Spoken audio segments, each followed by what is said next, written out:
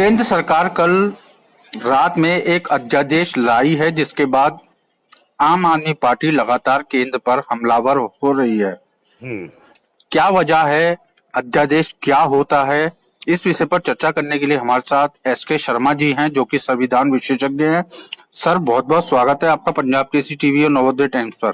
Thank you. Sir, सबसे पहले आपसे यही जानना चाहूंगा, अध्यादेश क्या होता है और केंद्र सरकार इसे क्यों लाई?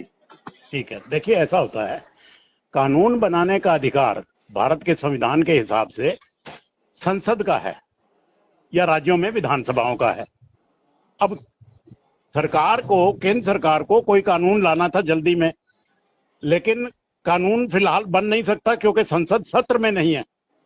तो संविधान में यह प्रावधान है कि जब संसद सत्र में ना हो, संसद का सेशन ना चल रहा हो और किसी कानून की आवश्यकता हो, तो राष्ट्रपति ही वही कानून लागू कर देते हैं, उसको कहते हैं अध्यादेश। तो इस अध्यादेश की, इस ऑर्डिनेंस की वही वैल्यू होती है जो एक संसद द्वारा बनाए गए कानून की होती है। बाद में इसको संसद में सदन पटल पर रख के अप्रूव करा लिया जाता है। तो ये अध्यादेश इसलिए लाया गया है कि एक आपात स्थिति में उनको जल्दी से कोई कानून चाहिए था, इस पर लिए वो राष्ट्रपति जी ने अध्यादेश कर दिया, जिसका मतलब है कि ये संसद द्वारा पारित अन्य विधेयकों की तरह ही एक विधेयक है। सर, जो आम आदमी पार्टी है या तमाम जो लोग आम लोग हैं, इस तरह की प्रतिक्रियाएं सामने आ रही है कि जो सुप्रीम कोर्ट ने दिल्ली सरकार के हक में ट्रांसफर पोस्टिंग का जो आदेश दिया था उसको केंद्र सरकार ने पलट दिया है। क्या है ये पूरा? सर, विस्तार से समझाएंगे? देखिए, बात यह है, ये उसमें क्या हुआ था कि सिर्फ इतना कहा गया कि अगर दिल्ली सरकार कोई सिफारिश करेगी किसी अफसर की ट्रांसफर की, पोस्टिंग की, तो एलजी उसको मान लेंगे। यही है सुप्रीम कोर्ट का आदेश। तो मतलब पहले सेवाओं के मामले में सिर्फ एलजी की चलती थी, जो वो उचित समझते थे वो होता था। सुप्रीम कोर्ट के निर्णय के बाद ये हो गया कि नहीं, अगर ये सरकार सिफारिश करेगी तो एलजी उनकी बात मान लेंगे। ये सिर्फ निर्णय हुआ, इतना सा। अब अध्यादेश में क्या किया गया है कि 3 आदमियों की एक कमेटी बना दी गई है, जिसके चेयरमैन है चीफ मिनिस्टर और 2 अन्य अधिकारी हैं, एक चीफ सेक्रेटरी है और एक कोई और अधिकारी आईएएस अफसर लगा दिया है। अब ये 3 आदमियों का पैनल रिकमेंड करेगा कि इस अफसर को कहाँ ट्रांसफर करना है, कैसे करना है, और रिकमेंड करके एलजी को भेजा करेगा। इससे क्या है कि वो अधिकारी जो आईएएस के हैं या दानिश के हैं, जो पहले असुरक्षित महसूस कर रहे थे, अब उनको असुरक्षा की भावना नहीं झेलनी पड़ेगी। अब उनका भविष्य सेफ है, उनके साथ कोई ज्यादती नहीं होगी। तो ये 3 आदमियों का पैनल जो रिकमेंड करेगा उस हिसाब से ट्रांसफर होती जाएगी। अंतिम निर्णय एलजी करेंगे।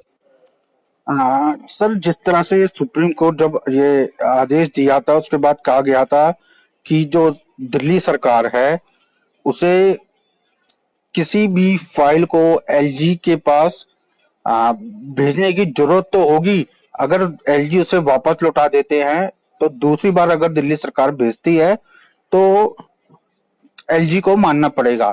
अब ये जो अध्यादेश आया है इसमें क्या दिल्ली सरकार की जो फाइल भेजेंगी एलजी को, क्या एलजी को माननी पड़ेंगी या फिर दिल्ली के असली बॉस एलजी ही रहेंगे? हाँ, दिल्ली के असली बॉस एलजी रहेंगे। एलजी फाइनल है। एलजी के पास वो विषय हैं जो दिल्ली सरकार के पास नहीं है। मैं आपको बताऊं, सरकार में प्रशासन कैसे चलता है कि एक प्रपोजल जाता है कैबिनेट की तरफ से, मंत्रालय की तरफ से या अफसरों की तरफ से। वो प्रपोजल मंत्री के थ्रू होता हुआ उपराज्यपाल के पास जाता है। उपराज्यपाल ठीक समझते हैं तो दस्तखत कर देते हैं, नहीं समझते तो उस पर 1-2 प्रश्न पूछ लेते हैं। इसी तरह ट्रांसफर पोस्टिंग के मामले में सरकार प्रपोजल भेजेगी, भाई फलां अधिकारी को हम यहाँ से यहाँ करना चाहते हैं। अब वो मर्जी एक आदमी की नहीं होगी, वो 3 आदमियों का एक पैनल करेगा जो बनाया गया है मुख्यमंत्री की अध्यक्षता में। एक मुख्यमंत्री है, एक चीफ सेक्रेटरी है और एक अफसर कोई और लगाया है कि आप 3 आदमी जो रिकमेंड कर देंगे वो एलजी तक फाइल चली जाया करेगी। तो उससे कोई गड़बड़ी की आशंका अब नहीं होगी।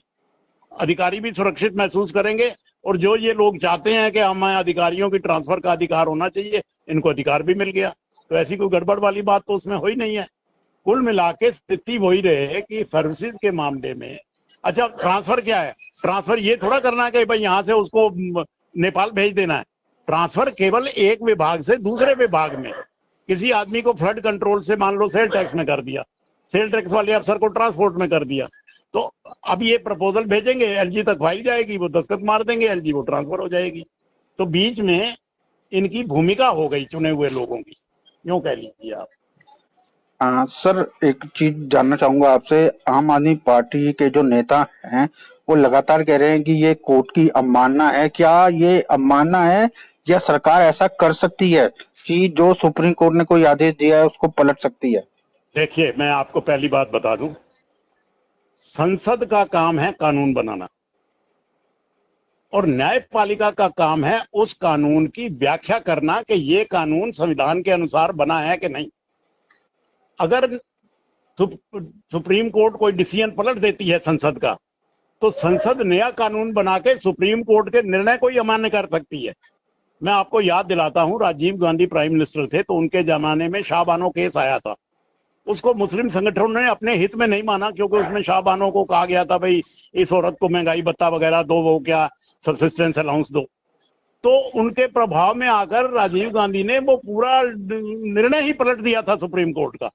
तो संसद के पास ये अधिकार तो अंतिम है कि वो कानून ही इस तरह का बना दें कि संसद कुछ कर ही ना सके, क्योंकि संसद अपना क्षमा करें, न्यायपालिका कुछ कर ही ना सके।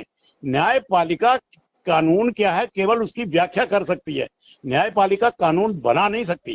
कानून बनाने का अधिकार संसद के पास ही रहेगा, क्योंकि संसद चुने हुए लोगों की सुप्रीम संस्था है, कानून तो वही बनाएंगे। तो अब कुल मिलाकर देखा जाए सर, एक अंतिम सवाल है मेरा आपसे। अब दिल्ली में जो ट्रांसफर पोस्टिंग को लेकर एक दिल्ली के उपराज्यपाल और सरकार में विवाद रहता था, क्या ये सुलझता हुआ दिख रहा है? और ये अधिकार अगर देखा जाए तो अब किसके पास ज्यादा है? क्या दिल्ली सरकार चाह सकती है किसी का ट्रांसफर या पोस्टिंग, या एलजी ही सब कुछ है? देखिए, पहली बात मैं आपको बता दूं कि जो ऑल इंडिया सर्विसेज हैं, आईएएस और दानिक्स भी ऑल इंडिया सर्विसेज हैं, क्योंकि यूनियन टेरिटरीज में इनके अफसर पोस्ट होते हैं, ये अखिल भारतीय सेवाएं हैं। एक अफसर को पांडिचेरी भेजना है या अंडमान भेजना है, ये केजरीवाल सरकार डिसाइड नहीं कर सकती, ये तो केंद्र सरकार ही करेगी, ये तो एलजी ही करेंगे, क्योंकि एक राज्य से दूसरे राज्य में ट्रांसफर का केस है।